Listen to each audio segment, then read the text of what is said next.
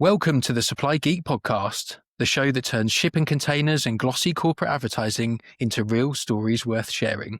I'm your host, Ben Thornton-Jones, and whether you're a supply chain geek like me, a conscious consumer, or just someone who's always wondered how the battery ends up in your mobile phone, you are in the right place.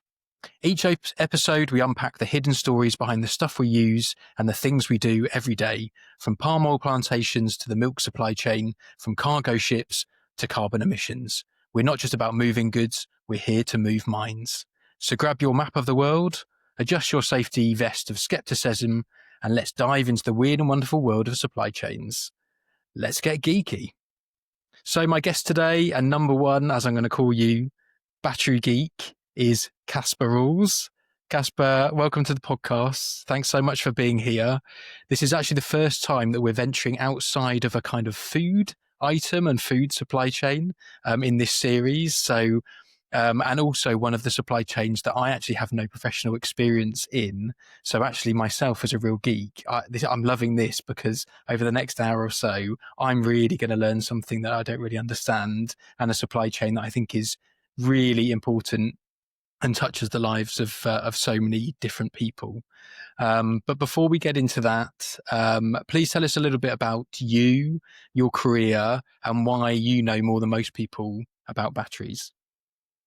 Yeah, great. Thank you very much, Ben, for inviting me and Benchmark onto the show. Very honoured to be the first non-food item. So, and as you say, these are very important supply chains and will be very important to the future economy of the world. So it seems like a good place to start. So, yeah, I'll start. So start with me, you said. So yeah, maybe I'll start at the beginning.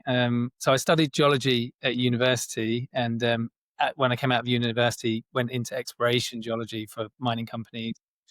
Primarily for Rio Tinto, who are a big global miner, but also worked for some smaller companies as well, doing exploration work in Africa. From there, I actually moved, quite an unusual move, into finance. So we're trading commodity derivatives, well, some FX, but mostly commodity derivatives, precious metals in London. And then I moved to Benchmark almost 10 years ago now, back in 2016.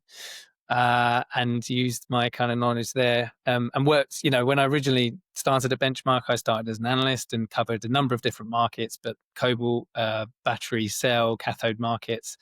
And then over the years, I'm now COO at Benchmark, overseeing, obviously, kind of the wide ranging operations that we undertake.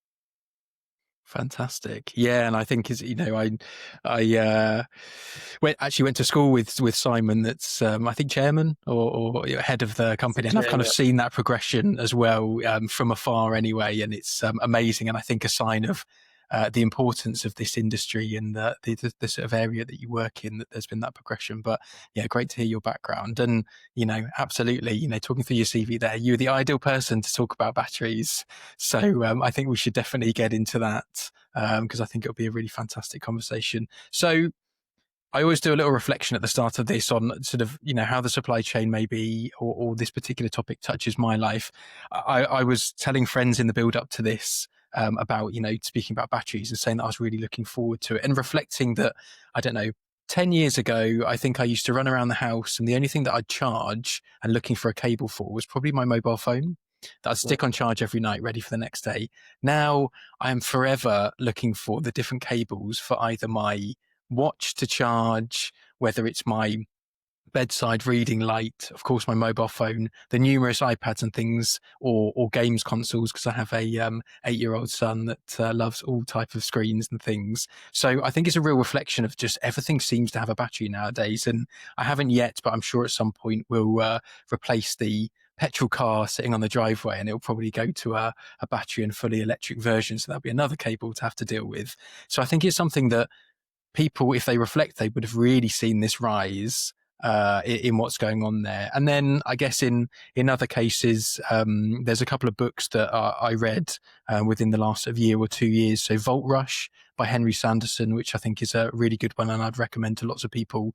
And even more recently, a book by Ed Conway on Material World, where he's got a chapter in there on lithium, which I found really, really interesting as well. But you're the person to ask. So let's really get into this supply chain and start to really understand what's behind it. So maybe to kick off, Perhaps you could explain, first of all, what materials are needed to make batteries and most standard batteries that we have. Yeah, so lithium ion battery is a catch-all term that we use really for like a number of different recipes that go into the battery. So yeah, the battery is made up primarily in terms of like the active ingredients of two main components, which would be the cathode and the anode, which are the positive and negative terminals that allow the battery to operate. You have lots of other materials in the battery, which we can talk about as well if you want, but are kind of not active. So like the can that the materials go in, Mm-hmm. you have things like foils and other things that are basically the hold it together, effectively hold the battery together. But the actual kind of critical minerals, and like I think a lot of people will have heard that phrase, like critical mineral, um, those are the ones that I think people are most interested in, and those are the ones that also allow the battery to function typically. So as I said, you have the cathode and the anode. The anode is sort of relatively straightforward, and I say that as it's more straightforward than the cathode, but it's still not that straightforward. And that is typically in most batteries that you're going to be using, that's going to be composed of a form of graphite. And the two main forms of graphite that go into the anode are natural graphite, which comes from mines, and synthetic graphite, which is an output of actually like yeah, hydrocarbon industries. So it can come from petroleum coke or pet coke, which comes from pet coke and various different forms of coke actually that come from the processing of different hydrocarbons. You also in the anode you get some other materials like silicon that go in there, which are kind of, let's say, next generation or newer technologies, but predominantly the volume is made up of graphite materials. On the cathode side, slightly different. There's a wider range of materials that go in, and that's where you get your different battery types. So you may have heard like the phrase NCM, nickel, cobalt, manganese batteries. These are batteries which are typically used in electric vehicles. You also have a very commonly used type of battery called LFP, which stands for lithium iron phosphate. That's used in electric vehicles and energy storage as well. And these are, when I say the end uses, these are rough. They can be used in other places. And then the kind of most common other type of lithium ion battery you have is called LCO. And that is the type of battery that's in laptops, smartphones, and other kind of smaller technology. So the volume of that is much smaller, but it's a much more mature technology. And then you have kind of the NCM, LFP being the two mainstays of electric vehicles. There's another form called NCA, which is nickel, cobalt, aluminium, which is another cathode technology again, which is not as widely used, but is one that's used in EVs. So when we're talking about materials, you've got, as I said, nickel, cobalt, manganese, aluminium, obviously lithium, which is kind of the cornerstone to everything, and then iron phosphate as well going in there. So there's a whole range of different minerals or critical minerals that go into the battery.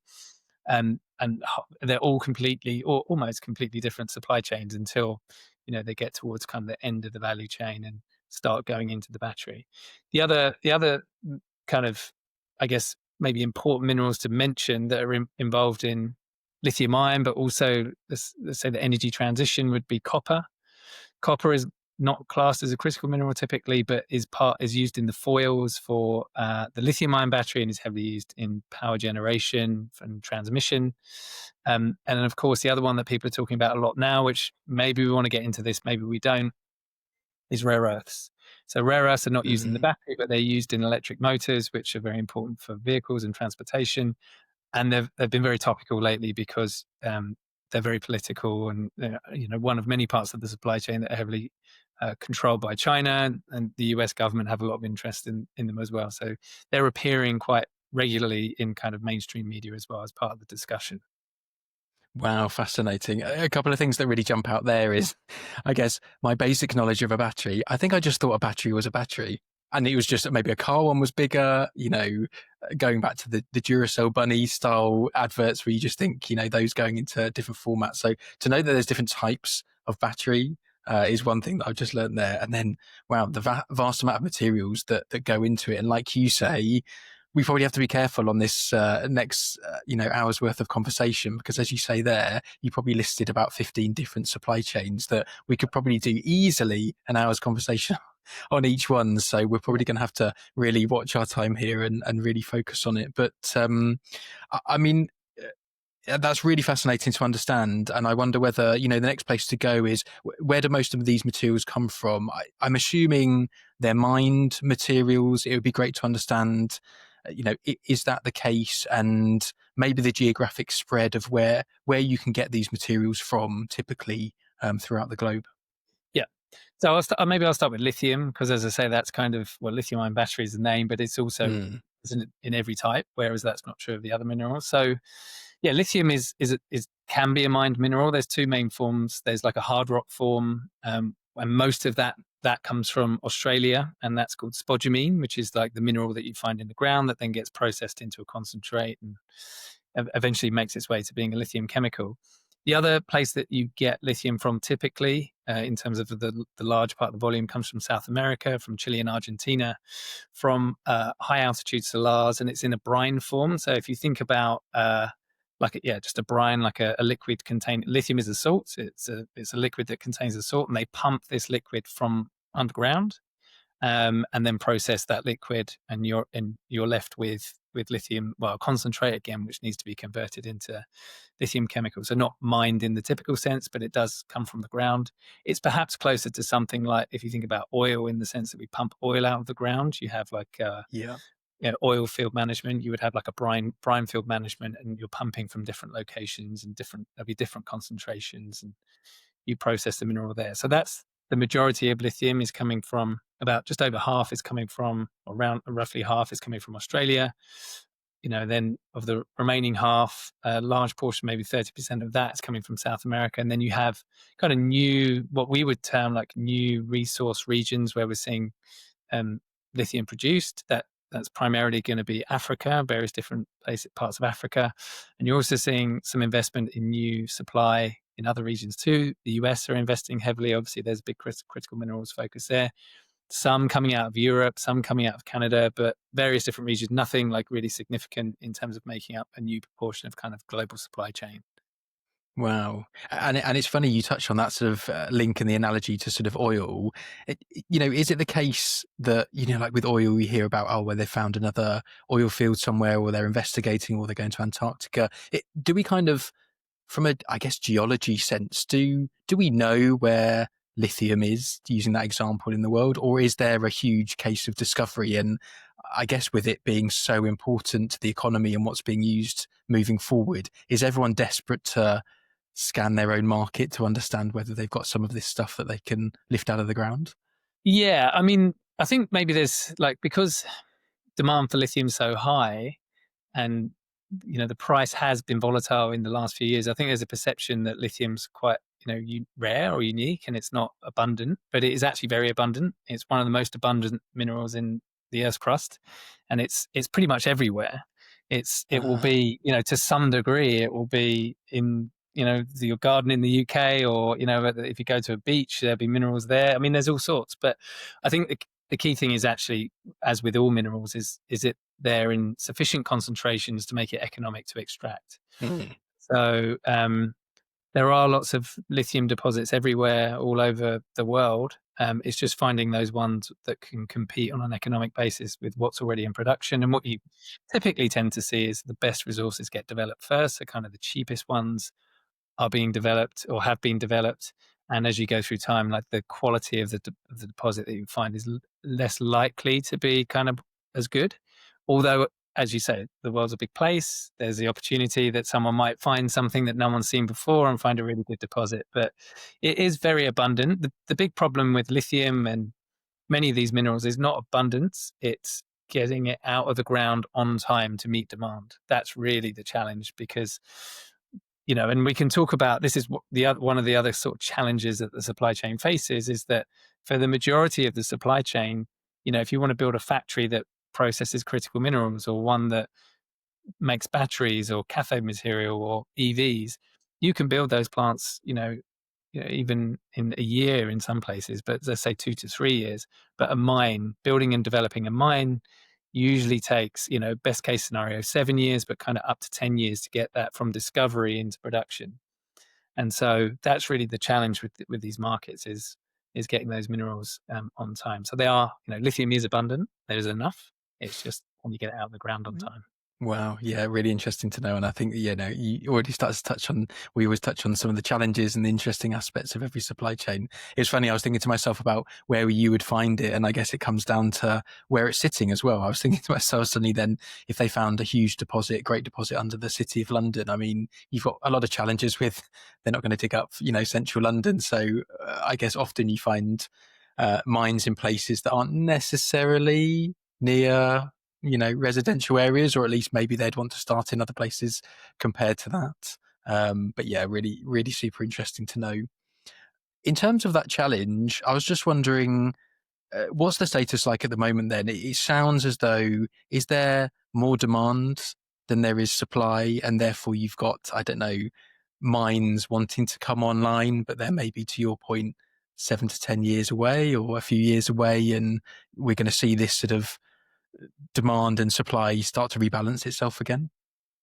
Um, yeah, it's a good question. So it's a big answer. I'll speak specifically about lithium, and we can talk about kind of other markets and where the material, cobalt, nickel, whatever you're interested in.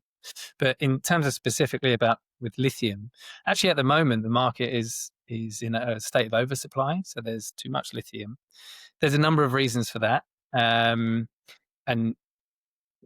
to give you some context, I think which should maybe be useful. At the moment, the price for lithium is around $10 a kilo. Um, Back in 2022, that price went to a record high of over $80 a kilo, so very much higher than it is now. Wow. And that was driven really by kind of the bounce back from the pandemic. And there was a lot of subsidies put in place by governments to incentivize the industry. You had like the I can't remember what was the phrase they used, the green recovery or whatever the phrase was at the time. I can't remember. The governments were subsidizing industries, but trying to Yeah. subsidize the ones that were better for climate change or sustainable industries effectively. And so you saw a huge growth in demand very quickly. EV sales rose very quickly, particularly as a result of consumer subsidies that were put in place by numerous governments in Europe, China, US, everywhere. And then with any, like a true commodity, any kind of big increase in price like that, what you find is that there's big investment into new supply because people want to, make hay while the sun shines and sell as much lithium as they can at those high prices. And we saw this big investment, lots of new supply came online from various different global regions. And that also kind of coincided with a macroeconomic environment where, as I'm sure you're aware, you had high inflation, increasing interest rates, war broke out in various different places, but kind of, the energy issues that in Europe that were initiated by the invasion of Ukraine. And so that sort of, on a macro level, depressed the economy to an extent, which always impacts things like big purchases like vehicle sales. And so with that combined with the new supply, you saw adequate lithium and then moving into oversupply, which pushes the price back down. So at the moment, we're in a period of oversupply, which is challenging because we know from, the way that EV sales are growing, which are up roughly about 30% year over year, year to date at the moment. We know that EV demand is growing very quickly, but because the lithium price is low, there's hesitancy to invest in new supply. So what we're doing is sort of creating that same issue again, which is it's going to take a long time for lithium supply to come online. Demand is coming. Demand is strong, although at the moment the market's comfortable with the amount of lithium that's being produced. And so what we'll see is more price volatility in the future. It's so interesting because the more and more I do episodes with this series, it's the classic conversation. I think in every single one, someone's talked about, at one point it was this record price high. We had a episode on vanilla where it's gone from super high to super low, and then it's bouncing back as well. Had the same topic on milk. So, this is the global economy, right? And different commodities and materials that's fluctuating up and down. Then what reaction that has in the supply chain to supply that or get to the point where you've got sort of oversupply and under demand. So, yeah, really interesting to hear. Maybe diving back into the supply chain. So we've talked about that first layer, which, you focused a lot on lithium there, but of course there's sort of many other things that go into batteries, but I think we can talk about some different topics. But, you know, mining or extracting that first layer of materials, I guess a lot of people will be thinking, their imagining of a mine, big hole in the ground, to put it very simplistically, big trucks sort of churning this stuff out. What in what form do they end up in at that first stage, and what needs to happen to them at the next stage? Because I'm sure, I don't know, a chunk of lithium or even the sort of soluble version is a long way from this solid battery that's either in your phone or in your car or in your EV. So what's kind of the next stage in the supply chain that needs to go to? Yeah, so typically what you tend to find, and it does vary by market, but what you tend to find is like close to or at the mine site, you'll go from like dirt, what you're pulling out of the ground, to a semi-processed or an intermediate product. So what that means is something which has been concentrated to an extent, but it is nowhere near like a usable chemical. It's just kind of getting it to a state which makes more sense, more economic sense to ship it. Rather than just shipping expensive dirt, you want try and as cost effectively as you can reduce the volume and increase the concentration of whatever specific mineral you're trying to find, Yeah. and ship that to the next stage of the supply chain. So I mean, pretty much in every case in the supply chain, that's what happens. And then typically that material then gets shipped to a processor, normally in China, who will take that intermediate product and then refine it further. And by that, I mean reduce impurities and get it closer towards the kind of product that you want. Now, in lithium, if it's spodumene, at the mine site, they'll concentrate to like a 5 or 6%, or 5.5 or 6% spodumene concentrate is called. But there's various different, cobalt market. Lots of 75% of the world's cobalt comes from the DRC. They go to a cobalt hydroxide that goes to China, and it gets processed into the next form of product. Now that might be lithium carbonate or lithium hydroxide, or it could be cobalt sulfate, which is what's used in the battery. And these are kind of refined chemicals, typically at relatively high purities. Particularly for lithium, it's really important to have very high purity, and that's actually very challenging to do. There's a very limited skill set of companies who can do that to the purities that are required, and the majority of those companies that do know how to do that are based in China. And then once you get to the chemical, you will then go to the next stage. Now, for some of those chemicals, that will be something called a PCAM, or precursor, which is the blend of sulfates that go into those like nickel-based batteries. So you would have a nickel, cobalt, and manganese sulfate blend. And within that, there are many different ratios of nickel, cobalt, and manganese, depending on the performance characteristics you want.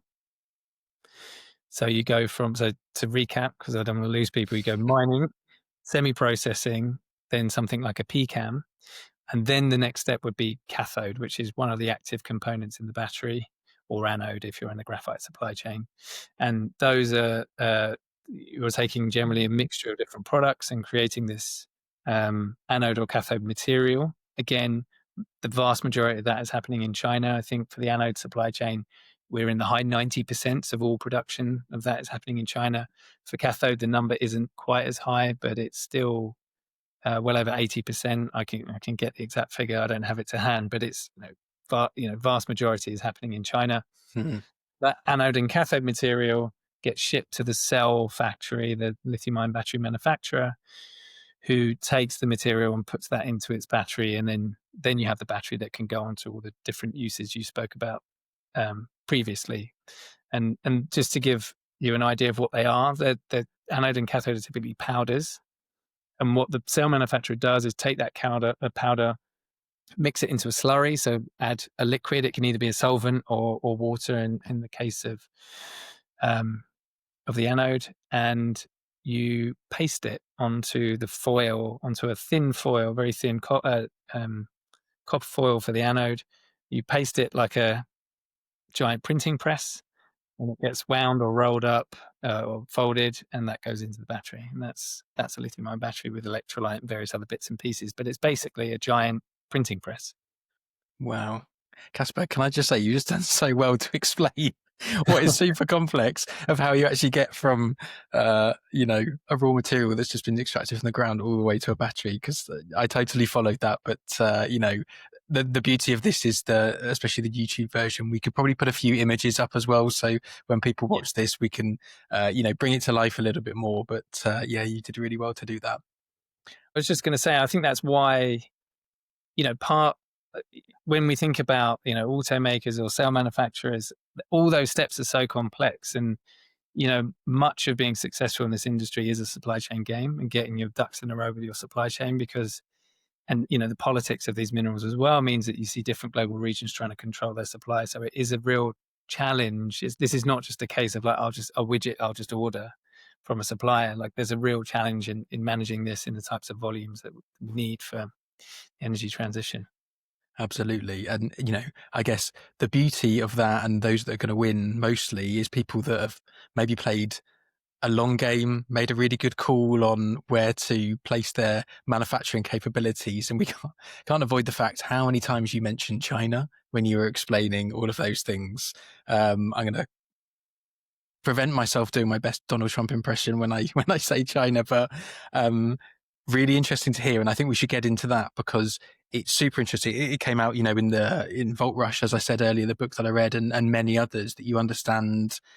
And I guess this touches on some of the politics as well, of course, and national security and things like this, that China, at least at that, they can do nothing about necessarily that first layer of the supply chain. The materials are where they are. I'm sure they have their own abundance and sources as well, but it's those next tiers in the supply chain that, what is the point of lithium and the value in lithium and all the other things that you mentioned, unless they can be processed into this valuable item that is a battery. And so they need to go through those next layers in the supply chain. So maybe we could just focus slightly now on China and sort of deep dive slightly on those levels of sort of abundance that they have and control over those different levels in the supply chain, and maybe how other countries are starting to react to some of those things.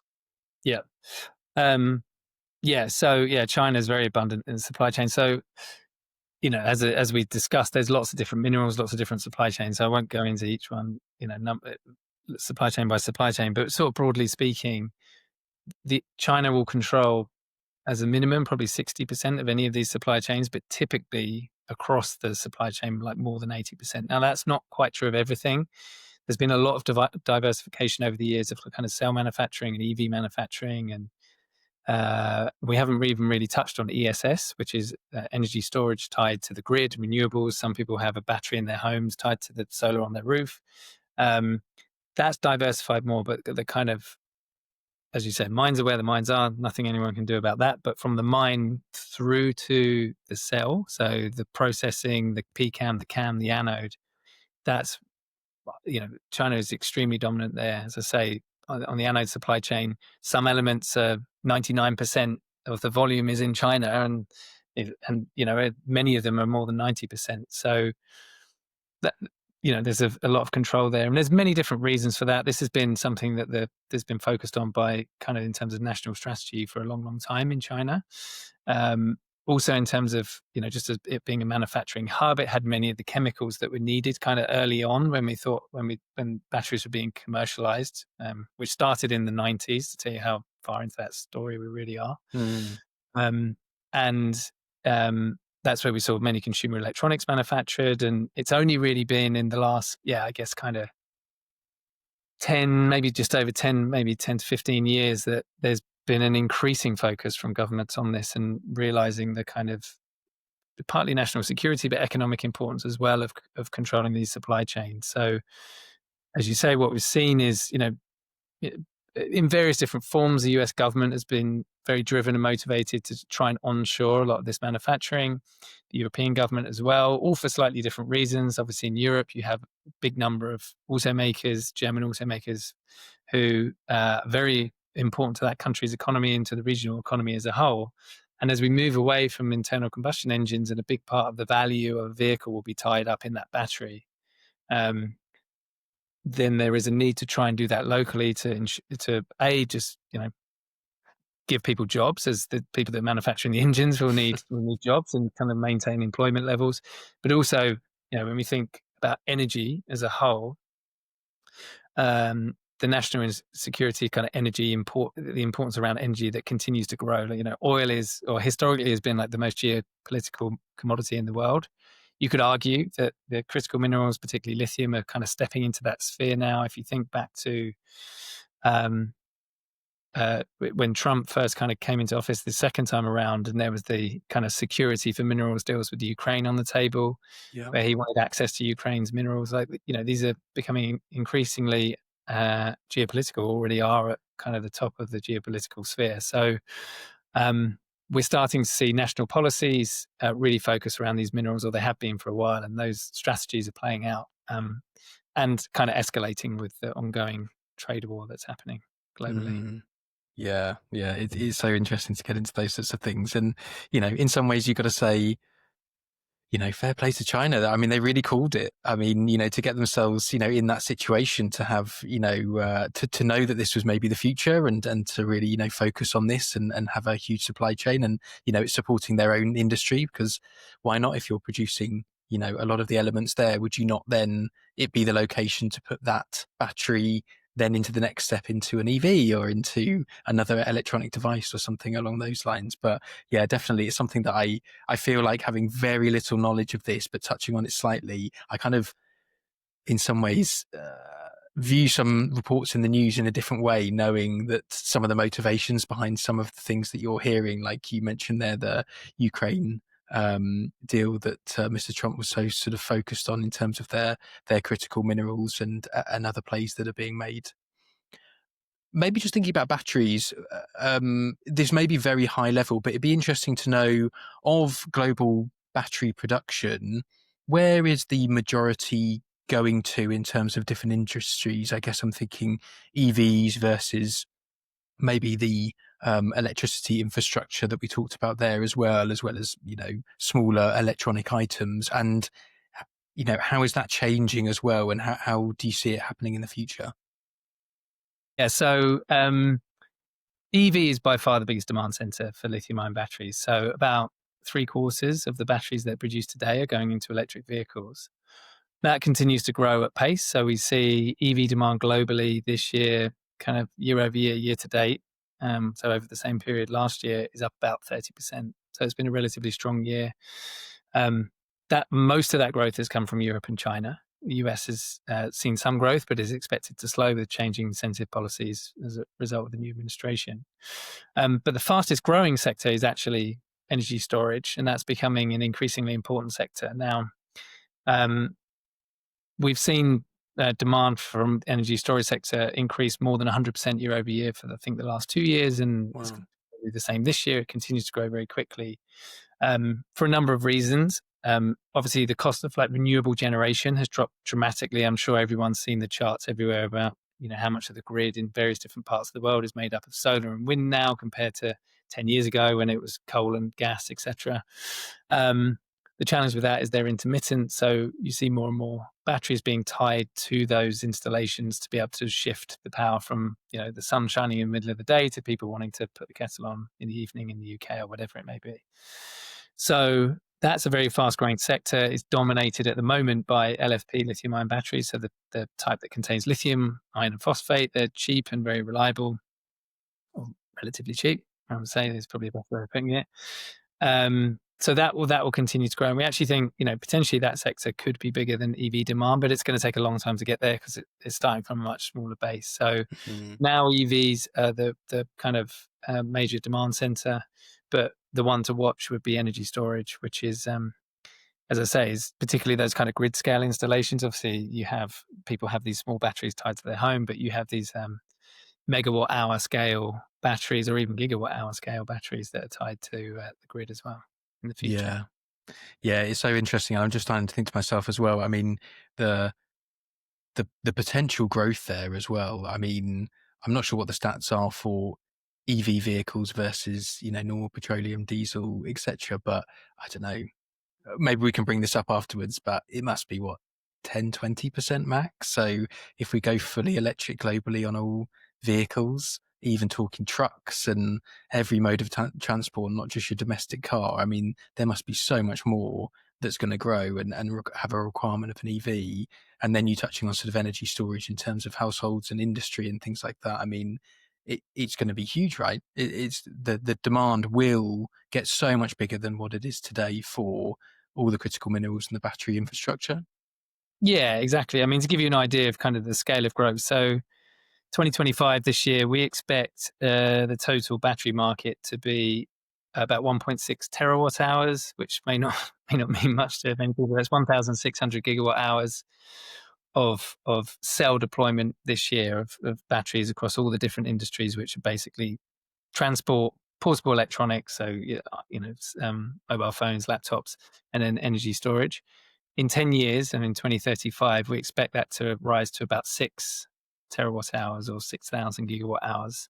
So, really significant growth in just a 10 period, and scaling that, and if you think about it in terms of like the minerals that are needed, like it will change roughly, like broadly, it's that scale of growth. At the same time, you need roughly the same amount more of, multiple more of lithium, of cobalt, nickel, of manganese, so all of these different supply chains, which have already just gone through like a rapid scale up. Because, again, to give you an idea, if we look back just 5 years to 2020, total demand was 260 gigawatt hours. So we've gone from 260 to 1,600, but we need to go to 6,000 in another 10 years. So wow.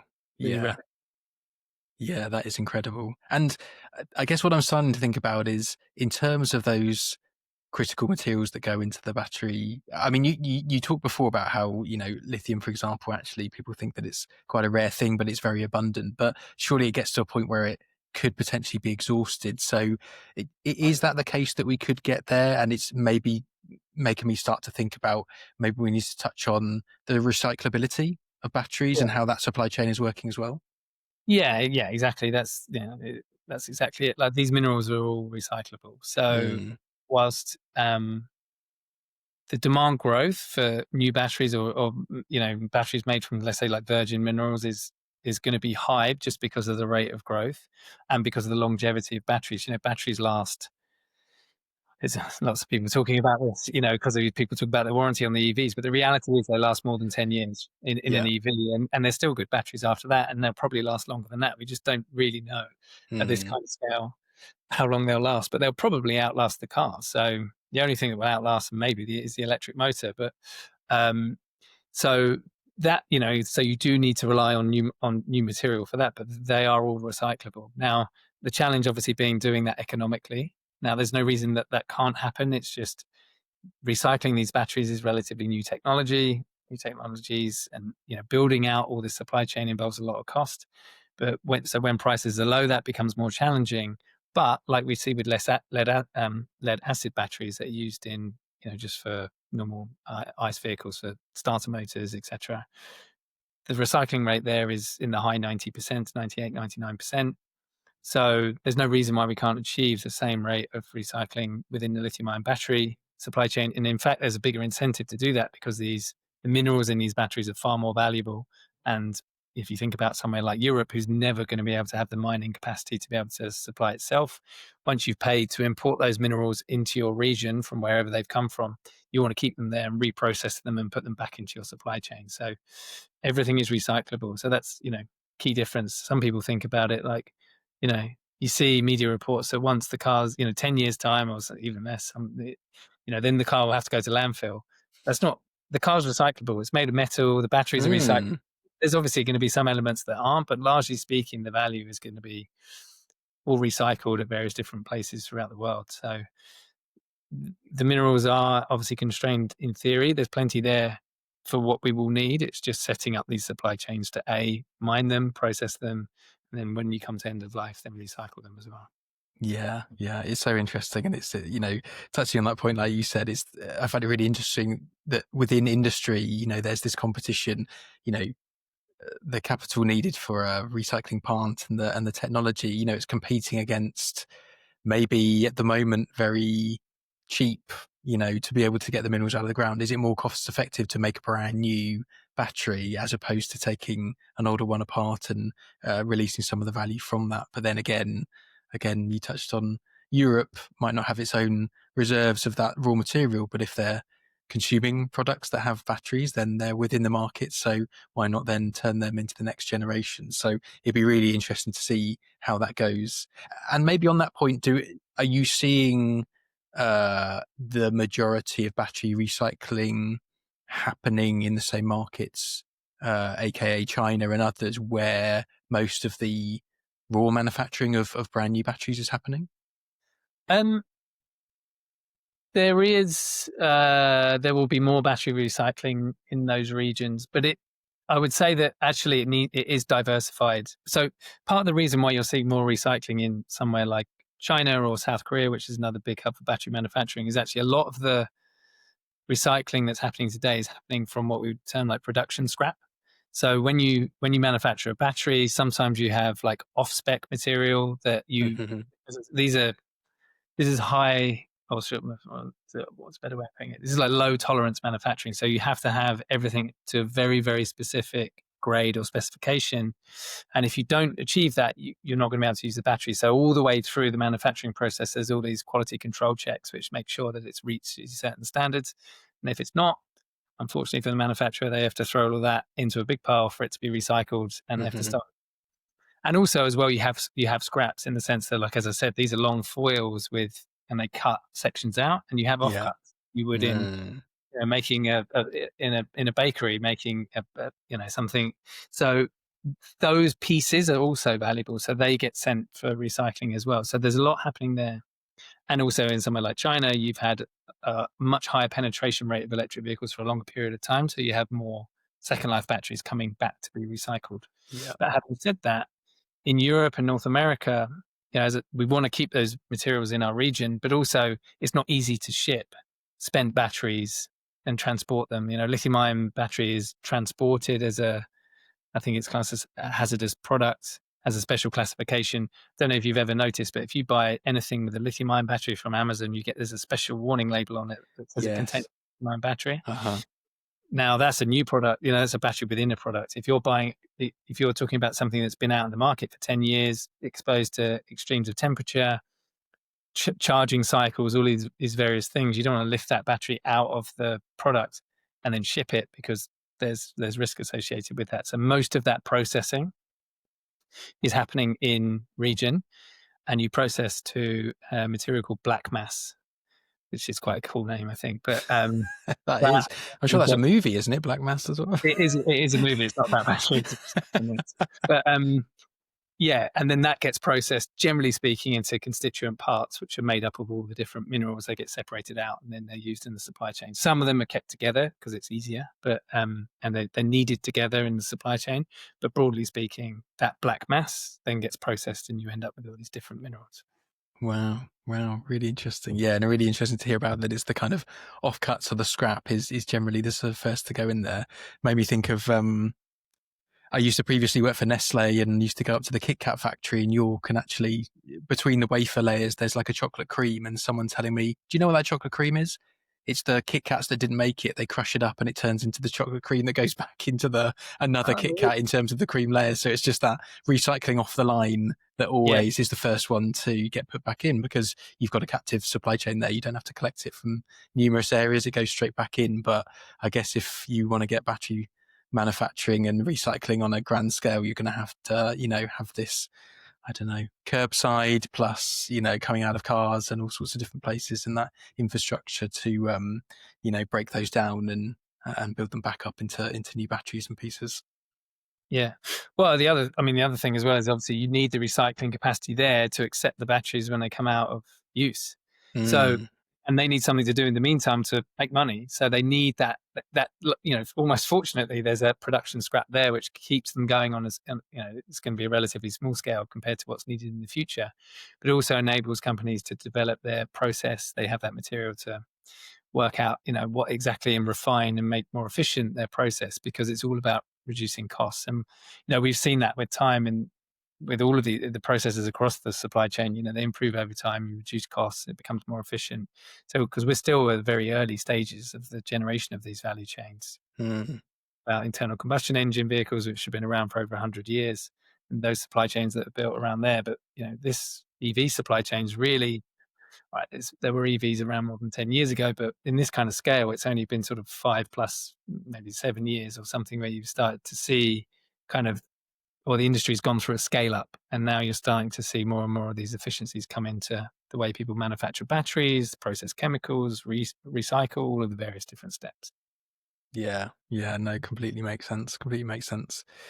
We touched on a lot of challenges as we've gone through this conversation, whether it's challenges in the supply chain, political challenges, all of this type of thing. Maybe we can kind of double down a little bit on those and go through maybe a few that maybe you might not have mentioned. I mean, mining, you touched on a couple of markets there that have some awareness of, like the DRC, Democratic Republic of Congo, where there's some challenge with, as I've heard, conflict minerals and some challenges there in terms of mining. I guess mining is a dangerous activity. It's big scale industry. You're literally boring into the ground. So I think that maybe has some environmental impacts there, some impacts on people too. And then I guess just finally, from again the little that I've gone through, I think quite a energy, let's say carbon intensive industry as well, maybe the carbon footprint of those things as well. So it'd be great to hear from you some of those other challenges, impacts that the industry has on people, environments, other things, and maybe some of the examples of what's been done around that. Yeah, yeah, exactly. I mean, yeah, again, like reducing the environmental impact of mining is not just it's not just an EV thing. It's happening all the time. And yeah, mining, it can be classed as a dangerous industry, I guess, but there's many great operators out there who do it well and, are environmentally conscious as well. It takes a couple of bad actors to kind of tar an industry, but there's been a huge amount of work by the industry to kind of quantify the kind of emissions associated with the production. So particularly in Europe, that's a big focus in terms of the emissions associated with the production of the battery or the product or whatever it may be. So a lot of the kind of buyers in Europe, which are typically kind of automakers, have been very focused on that and pushed the value chain, so kind of upstream of them, to quantify that and then improve, of course. So more and more is happening across the supply chain to become more compliant on kind of environmental standards. But the supply chains are also very different. They all face kind of different challenges, I would say. So yeah, it can be emissions is probably the big one. As you say, there are some I'd say concerns about minerals coming from the DRC, but some of those are maybe misconstrued in the media and kind of unfounded. And there are other concerns that are true, like now the geopolitics of it all are becoming a problem. You may have seen the DRC government recently implemented a quota on production export of cobalt from the DRC, which is very limited compared to really what the market needs. It's probably, you could argue what their market needs may be different, but it's sort of around half, maybe a bit more than half of really what it should be. So it's impacted the price. So there's geopolitical concerns there. Yeah, and so the kind of big challenges is the industry faces enough of these minerals at the right time in the market. It is the geopolitics. Increasingly we're seeing politics be the biggest driver of these markets and kind of limiting or restricting where these minerals can go. You're seeing partnerships form.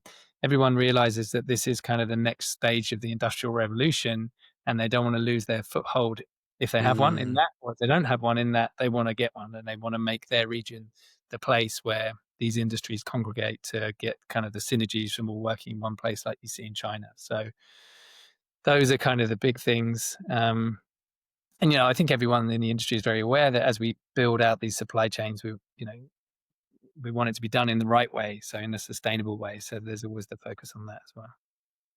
Yeah. Yeah, no, that's really interesting. And it's great to go through all the challenge because every supply chain has them. I think a couple of examples there you've called out, which we like to do in this program, sort of, people misconstrue things. I think the media can spin certain things. People can hear things and get off the back of them. But, let's get back to the real facts of what's happening in these different industries and different supply chains. And look, do people want to stop having their EVs, electronic items, keeping the lights on in their home? This is the industry of the future. This is what we're going into. So of course it needs to be good for people, good for the planet. But, this is the revolution that's going on at the moment. And, as we've heard from the demand and the increases, it's only going to get bigger and bigger. So, really fascinating to go through all of these things. Maybe we can sort of finish on, before I ask, sort of, probably there's some things that we missed that maybe you wanted to go through. But yeah, maybe it'd be great to hear, back in terms of your role and, talking about Benchmark, who you work for, where do you play in the industry? What are you doing? And, essentially why have you grown to the point that you have would be great for people to hear more about. Yeah, sure. So I should probably explain Benchmark.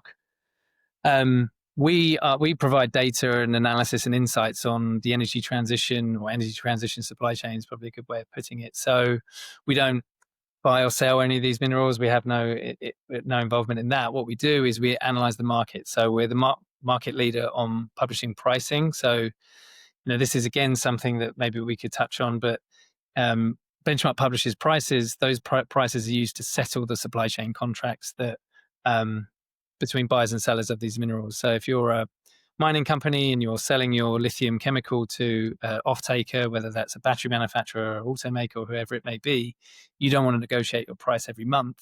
You want to just agree there's a number that we're both going to use, and that number is going to reflect pricing. So written into their contract will be, our particular lithium price grade that we use, which is reflective of the product they're trading, and that every month that's the price they'll pay, and they don't need to worry about negotiating that. So we publish pricing. We have a number of prices that are going to be launched on Intercontinental Exchange, ICE, which is a big commodities and energy exchange based here in London and in the US. So those will be launching in November.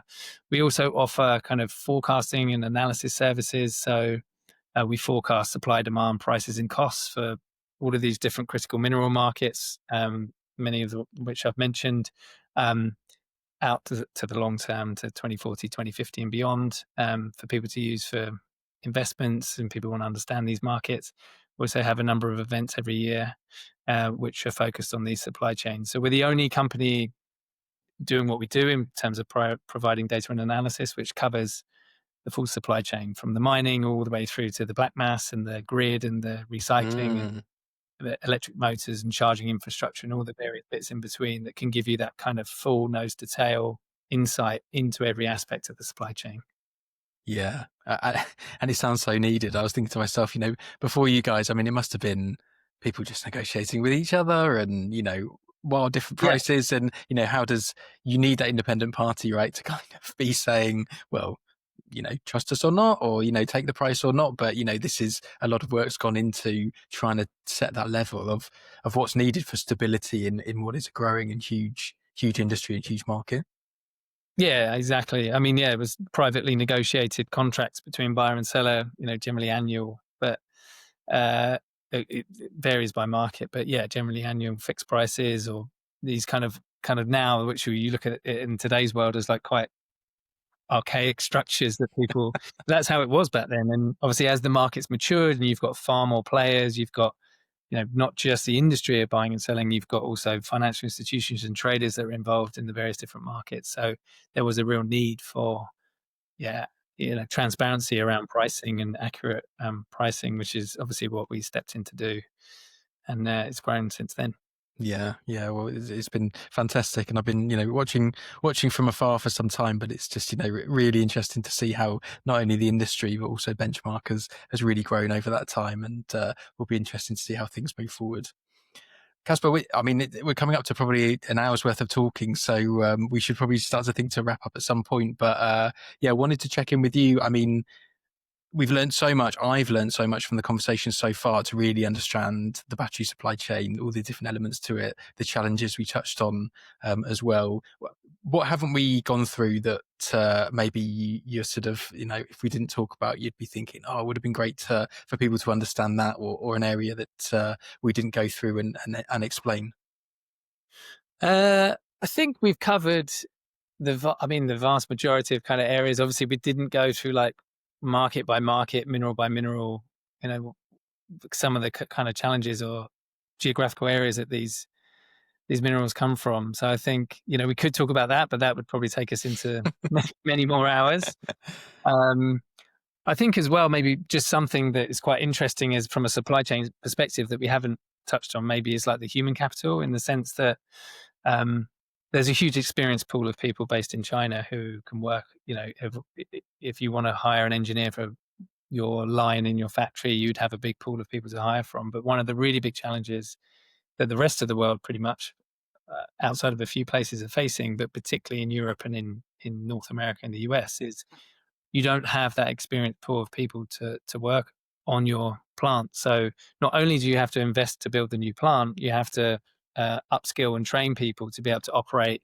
And then there's a big learning curve for people that are going from never having done it before to getting these plants up and running with the high degree of efficiency that's required. So, we in the supply chain, we're very focused on like where the materials need to be, how much of them, what the minerals are, what state they need to be in. You actually also need people to just do the manufacturing, and Mm-hmm. that's challenges we face here. Is there is no there's a very limited skill set of people in Europe, in the UK, in the US, wherever you're thinking where these plants are popping up to be able to do it.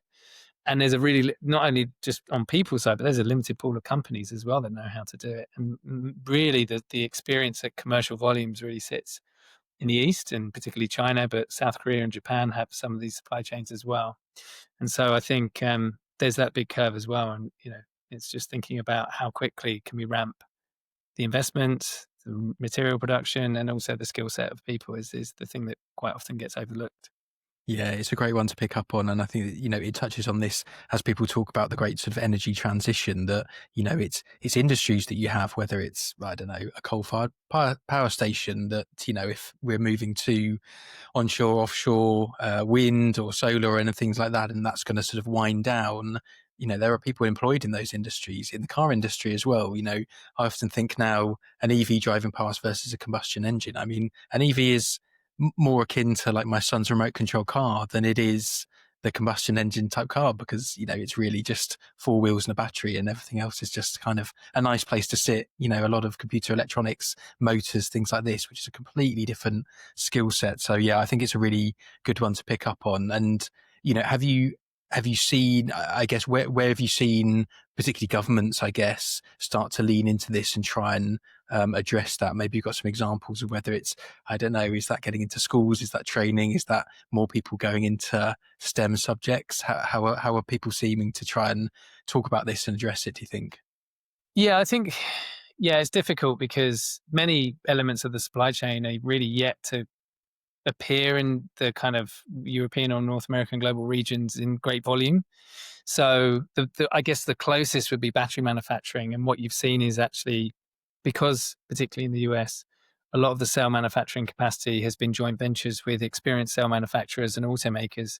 The automakers are trying to retrain some of the staff that were on the old, or not old, but that were previously on internal combustion engine vehicle lines and move them into cell manufacturing. So you're seeing that there are some state or regional level initiatives within governments that are trying to do this, but I think it's challenging, right? There is money that's put there, but it's hard because there's not that much experience, and Mm, there's also lots of other things that need money and need focus, and that is like attracting the investment, getting the investment built out, getting it up and running.